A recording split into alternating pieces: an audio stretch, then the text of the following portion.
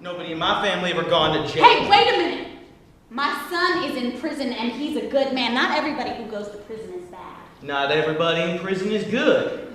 You do the crime, you do the time. Yeah? I used to think that too until my son landed himself in jail for a bit of nothing. And then all of his friends went free as birds. Point! We live in the United States of America, where 1 out of every 138 of us has done time.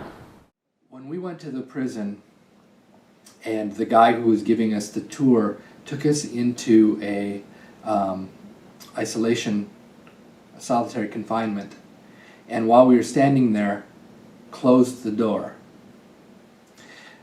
That made a huge impression on these students. Suddenly they understood exactly what it would feel like to be in this context. Then when he took us out and showed us the exercise area for these men, which was a cage that was maybe 8 feet long and 8 feet wide, they also understood what the nature of the issues were. And so that, and then through the book, and not all of them participated in the reading groups, but the ones who did got an idea that it wasn't just this one place, that it was a national movement, that it was a national problem, and so they made a connection between their own individual experience and a larger socio-political context, and that informed what it was that they were doing. I think that they were able to more forcefully deliver their lines, knowing exactly what it was they were talking about, at least to a certain extent. But you can bet I caught on fast.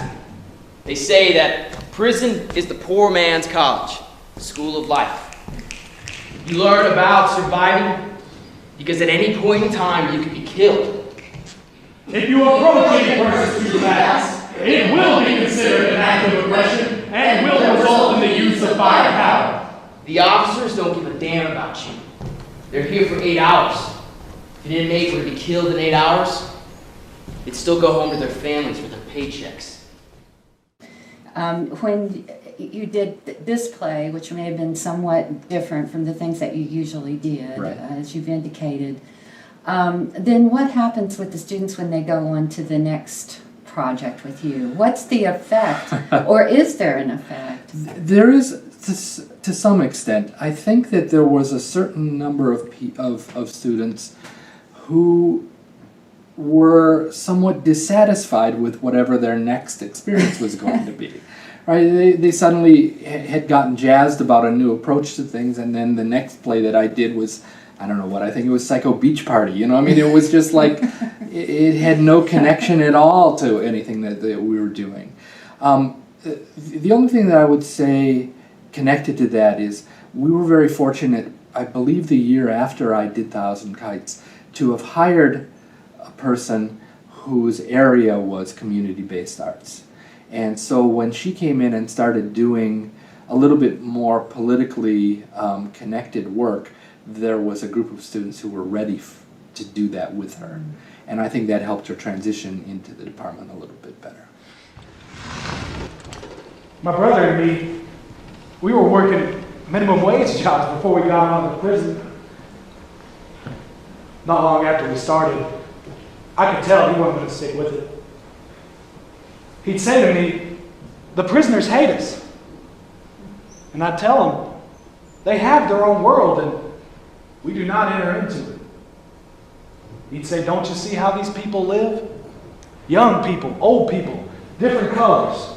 And a lot of them in here for life. It's a sad, hopeless place to work." So he quit. Now he's mowing grass with a push mower and a weed eater out of the back of his car. Says he's a whole lot poorer now, but a lot more satisfied. Me? I feel like I'm protecting my family. When I came in for the first tech, it was lit like a traditional play. Mm-hmm. With very, very strong differentiation between the stage and the audience, and strong downlighting, and it was, and I was like, this is not. I want the audience to see themselves, to be able to break this down so that we can have a conversation. If they're sitting in the dark watching a play, and then I bring the lights up, it's just a traditional post-show discussion. And they've watched a play. I want them to be part of it. And so that's also when we integrated the snapping thing, if you agreed with something or things like that, just to get them practiced so that when the lights went up, they would have something to say. So it's a struggle. You bring a play like that in, and your lighting designer, or your set designer, or whatever it is, wants to turn it into a play. Right? And that's what when we're touring too. In all of our plays, we have the lights slightly up in the audience because we talk directly to them. There's no fourth wall, like you're saying. So it's exactly what you're talking about. And going to some theaters, we had a hard time with the lighting crew too. Right. We were sort of ruining their creation. Yeah. Wow. But so anyway, thank you. Thank you. Thank you for doing that with your students. It really meant a lot. It was to a us. wonderful experience for me. Helix is bejeweled with diamonds. I seek the treasure in the trap. The joy and the despair. The peace of a simple life. The beauty that was not intended. That can be seen and kept as a gift. A gift.